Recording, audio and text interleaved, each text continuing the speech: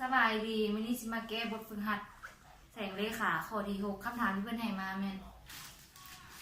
จานมน A B C 3แผ่นซึ่งรัศมีแม่น30ซน20ซน10ซนตามลำดับได้วางขนานกันและบรรดาเม็ดใจกลางประกอบเป็นเส้นซื่อหนึ่ง A กระจายแสง B และ C กันแสงระยะห่าง AB บ่เปลี่ยนแปลงและเท่า 1.2 เมตรจงคิดระยะ BC ใน2กรณีคือกรณีที่1 C อยู่เงามืดอย่างเต็มส่วนกรณีที่2อยู่ในเงามัวอย่างเต็มส่วนเมื่อ BC เท่า 0.6 เมตร C อยู่บอนแจ้งหรือบอนมืดจากบนเลขเราจะได้รู้คือนี่เป็นจาน A B C รัศมีของจาน A แม่น30ซนจาน B แม่น20ซนจาน C แม่น10ซนระยะห่าง AB นี่บ่เปลี่ยนแปลงซึ่งเท่ากับ 1.2 เมตรจาน A กระจายแสง B และ C แม่นกันแสงเพื่อให้บนเลขเขาง่ายเขาจะเต้รูปสามแจวมาคือรูปสามแจว A ขีด A ขีด O B ขีด O แล้วเขาจะนำไส้หลักเกณฑ์ตาแรกเขาจะได้สูตรคือ A ขีดส่วนให้ AO เท่ากับ B ขีดส่วนให้ BO ซึ่ง AO ของเราเท่า AB บวก BO แทนค่า AO เท่ากับ120บวกให้ BO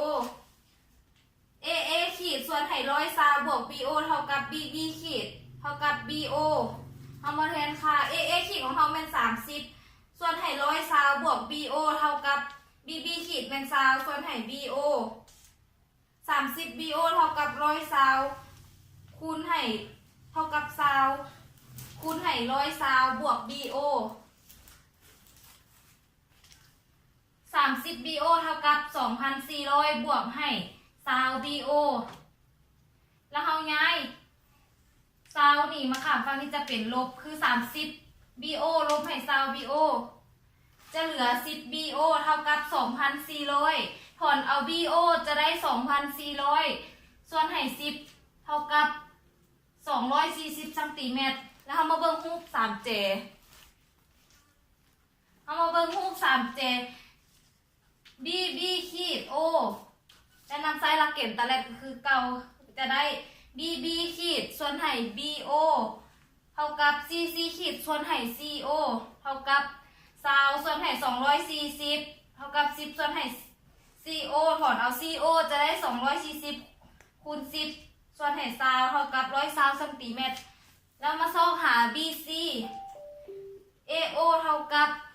AB บวกให้ BC บวก CO ถอนเอา BC จะได้ AO ลบให้ AB ลบให้ CO BC เท่ากับ120บวก240ลบ120ลบให้120เขาคัดกันเหลือ240ลบให้120เท่ากับ120 BC เท่ากับ120ซน